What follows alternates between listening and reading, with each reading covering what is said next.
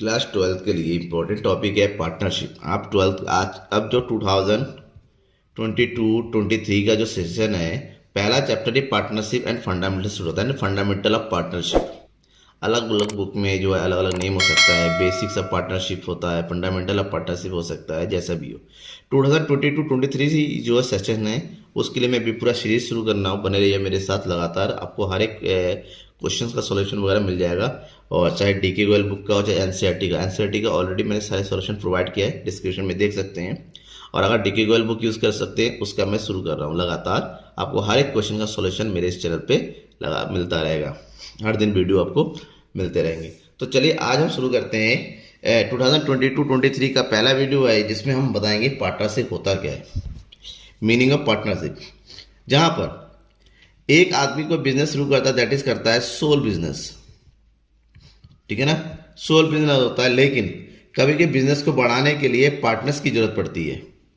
और पार्टनर का मतलब होता है जहां पर 2 मिनिमम या 50 maximum and 2 minimum 2 and maximum 50, यानी कि 2 से लेके 50 लोगों के बीच में जब आपस में ये लोग एग्रीमेंट करते हुए, क्या करते हुए, एग्रीमेंट करते हुए मिलजुल कर कोई बिजनेस को रन करते हैं, that business is called partnership business.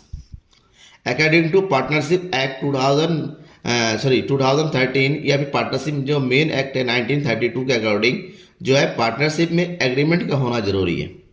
जहां पर आपसी समझौतों के साथ आपसी एग्रीमेंट के अकॉर्डिंग कोई 2 या 2 से ज्यादा लोग मिलकर बिजनेस को रन करते हैं, कोई स्पेसिफिक बिजनेस को रन करते हैं फॉर ए स्पेसिफिक पर्पज, उसे हम पार्टनरशिप बोलेंगे।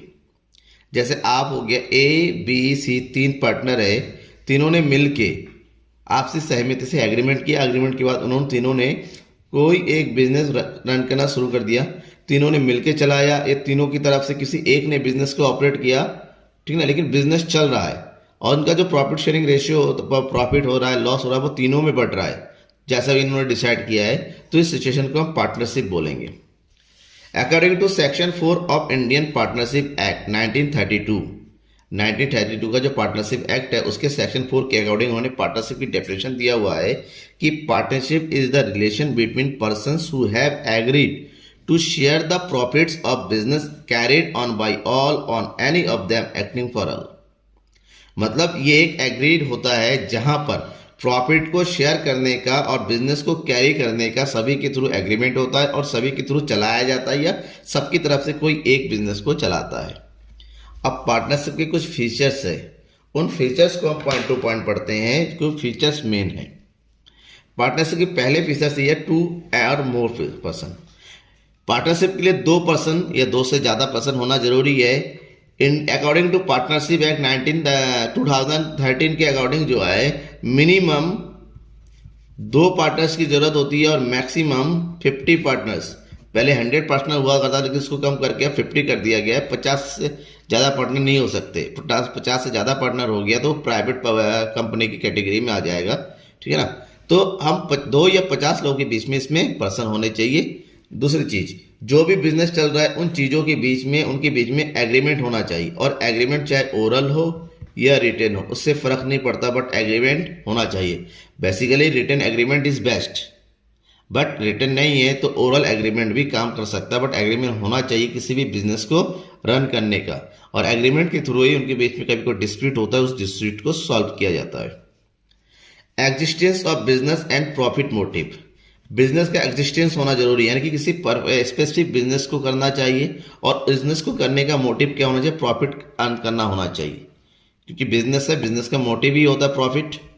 तो पार्टनरशिप में बिजनेस का होना और प्रॉफिट मोटिव का होना जरूरी है। शेयरिंग प्रॉफिट, जो भी प्रॉफिट होता है या लॉस होता है उनके बीच में शेयर होने चाहिए, ठीक है ना। यानी कि प्रॉफिट शेयरिंग रेशियो फिक्स होना चाहिए, चाहे इक्वल हो, चाहे कैपिटल रेशियो के हिसाब से हो, कोई भी रेशियो हो, उनका एग्रीमेंट पहले से ही हो जाना चाहिए। Relationship of principal and agent. Principal का मतलब यहाँ पर क्या होता है, पार्टनरशिप में प्रिंसिपल का मतलब होता है फर्म और एजेंट का मतलब क्या होता है, पार्टनर। सारे पार्टनर्स एक एजेंट अपने प्रिंसिपल यानी कि फर्म के लिए काम करते हैं। Business carried on by all or any of acting for all. Business या तो सारे पार्टनर्स के थ्रू चलाया जाता है या फिर सारे पार्टनर की तरफ से कोई एक चलाता है, एनी ऑफ देम, मतलब कोई एक बिजनेस को चलाता है। अगर सबके पास टाइम नहीं है, कोई एक चला सकता है, उसको एक्स्ट्रा बेनिफिट दिया जाना है नहीं दिया जाना है, वो पार्टनर मिलकर डिसाइड करते हैं कि सैलरी दिया जाए, कमीशन दिया जाए या क्या दिया जाए। नेक्स्ट है नो सेपरेट एग्जिस्टेंस। पार्टनरशिप में बिजनेस का और पार्टनर्स का कोई अलग अलग एग्जिस्टेंस नहीं होता है। पार्टनर से ही बिजनेस होता है, यानी कि पार्टनर का एग्जिस्टेंस बिजनेस का एग्जिस्टेंस होता है। यहाँ पर होता है अगर पार्टनर बदल जाता है तो बिजनेस का एग्रीमेंट भी बदल जाता है। पार्टनर की डेथ हो जाती है तब भी बिजनेस का एग्रीमेंट बदल कॉन्स्टिट्यूशन होता है। वो आगे आप पढ़ेंगे चैप्टर टू चैप्टर किस तरह से पार्टनर का जो एग्रीमेंट बदलता है, रिकॉन्स्टिट्यूशन होता है। ठीक है ना, ये इसके कुछ मेन फीचर्स है जो आपको ध्यान में रखना है। अब भाई पार्टनरशिप है तो जाहिर सी बात है पार्टनर्स की कुछ राइट्स भी होंगे। All partners have some specific rights in the business. These are right to share profits और लॉसेस। सबसे पहला होता है किसी भी पार्टनर को अपने बिजनेस का प्रॉफिट एंड लॉसेस का जो है शेयर पाने का राइट होता है। Right to take part in the business. हर एक पार्टनर, कोई पार्टनर बना है तो बिजनेस में वो पार्टिसिपेट करने का राइट रखता है।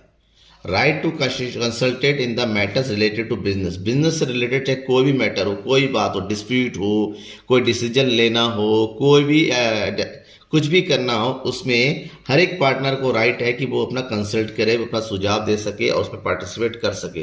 Right to inspect accounts. हर एक पार्टनर को बिजनेस का अकाउंट जो होता है, बिजनेस की जो बुक्स बनाए जाते हैं प्रॉपर तरीके से मैनेज करने का, उसको इंस्पेक्ट करने का पूरा राइट होता है। कोई किसी को मना नहीं कर सकता। Right to disallow the admission of new partner. अरे कोई पार्टनर चाहता है कोई एक नया पार्टनर बिजनेस में नहीं आएगा तो वो उसको डिसअलाउ कर सकता है। They have to right. क्यों? क्योंकि किसी भी पार्टनर में नया पार्टनर का एडमिशन तभी होता है जब सारे पार्टनर्स एग्री हो। कोई एग्री होता है, डिसअलाउ करता है तो नया पार्टनर नहीं आ सकता। Right to receive interest on loan. अगर पार्टनर ने अपने कैपिटल के अलावा बिजनेस को एक्स्ट्रा पैसा दे रखा है, एज ए लोन दे रखा है, एज ए एडवांस दे रखा है, तो हर एक पार्टनर को अपने लोन पर इंटरेस्ट पाने का अधिकार है। ठीक है ना, चाहे कोई दे रहा हो नहीं दे रहा है, लेकिन उनको लोन पर इंटरेस्ट मिलेगा ही मिलेगा, ये उनका राइट होता है। ठीक है ना, ये तो हो गया main rights of the parties. अब आपको पता है कि बिजनेस को चलाने के लिए मैंने क्या कहा था, एग्रीमेंट का होना जरूरी है। ठीक है ना, there should be an agreement to run the business in partnership. अब पार्टनरशिप को बिजनेस में करने का जो एग्रीमेंट होता है, मैंने अभी कहा ओरल भी हो सकता है और रिटर्न भी हो सकता है, जिसमें पार्टनर से रिलेटेड सारे के सारे rules and regulation and terms लिखे रहते हैं। ठीक है ना, अब लिखे रहते हैं या फिर वो लोग ओरली जो है आपस में बात कर लेते हैं, but I think return agreement is the best agreement, क्योंकि जब डिस्प्यूट होता है कोर्ट में जाते हैं तो वहाँ पर रिटर्न एग्रीमेंट मांगा जाता है। अब ओरली कर रखा है तो उसकी कोई वजूद नहीं होती है। तो ऐसे में a written document which contain the terms of agreement is called partnership deed. Partnership के एग्रीमेंट का जो रिटन डॉक्यूमेंट होता है, जो पार्टनर्स लिख के रखते हैं, उस रिटन डॉक्यूमेंट को पार्टनरशिप डीड कहते हैं। पार्टनरशिप डीड में पार्टनरशिप रिलेटेड हर एक छोटी और बड़े के टर्म्स रेगुलेशन को लिख के रखा जाता है। पार्टनरशिप में क्या रहेगा, पार्टनरशिप बिजनेस का नाम रहेगा, बिजनेस को कैसे ऑपरेट किया जाए, कौन करेगा, सैलरी वगैरह सब कुछ। तो कुछ आर्टिकल्स में बता रहा हूँ कि पार्टनरशिप में क्या क्या जो है मेन चीज रहता है।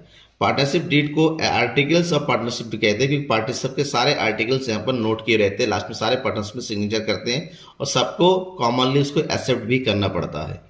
तो फर्स्ट है the name and address of partnership. इसमें पार्टनरशिप फर्म का एड्रेस और उसका नेम लिखा हुआ रहता है। Name and address of partner, सारे पार्टनर्स के नेम लिखा रहेगा, उसके एड्रेस लिखा हुआ रहता है। The types and nature of the business of the firm. Business का टाइप क्या है, बिजनेस का नेचर क्या है, प्रॉफिट मोटिव क्या है, सर्विस मोटिव क्या है, पार्टनर्स ओनली पार्टनर्स के लिए है, पब्लिक के लिए, सब उसमें लिखा हुआ रहेगा। Amount of capital to be contributed of each partner. हर एक पार्टनर ने बिजनेस को कितना कितना कैपिटल कंट्रीब्यूट किया है, इसके बारे में भी डिटेल से उनका कैपिटल अमाउंट लिखा हुआ रहता है।